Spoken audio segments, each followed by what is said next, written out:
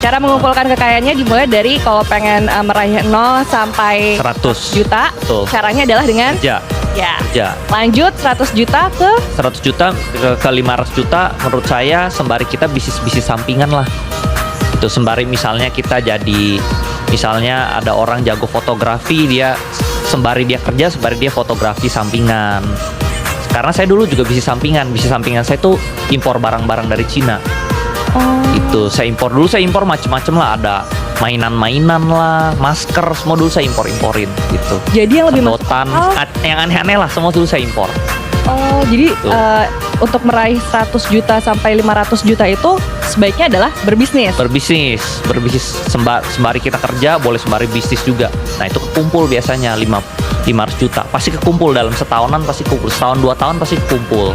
Oke, sekarang 500 juta ke 1 miliar. Nah itu udah harus mulai investasi.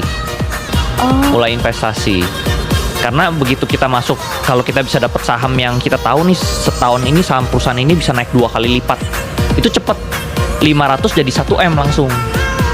Sedangkan kita berbisnis kan susah kan, cari bisnis apa gitu yang modal 500 juta bisa jadi untung 500 juta dalam 1 tahun kan jarang gitu. Jadi kalau udah 500 juta investasi lebih enak. Oke. Gitu. Karena saya bisa nih nyari yang untung double perusahaan yang valuasinya murah dia bakal naik 2 kali lipat tuh saya gampang carinya kalau di bursa saham. Udah terbiasa kali ya liatnya, carinya udah terbiasa gitu. Baik, dari 1 miliar ke ratusan miliar itu sama tetap investasi. Jadi jawabannya adalah ke investasi. Untuk dapat triliunan rupiah gimana? Kalau dari ratusan miliar ke triliunan paling bisa 2 sih boleh investasi. Kalau nggak kita punya perusahaannya itu di IPO. Itu cepat sekali. Mungkin kalau kita perusahaannya IPO itu mungkin 1 tahun 2 tahun udah triliunan. Jadi kita masuk ke bursa saham itu ya? Yes. Oke. Gitu. Itulah cara yang tepat, bukan korupsi.